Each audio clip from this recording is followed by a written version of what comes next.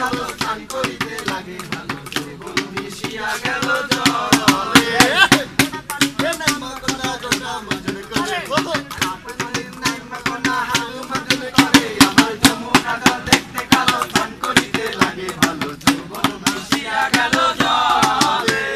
যমুনাটা দেখতে কালো স্নান করিতে লাগে ভালো যৌবন মিশিয়া গেল জলে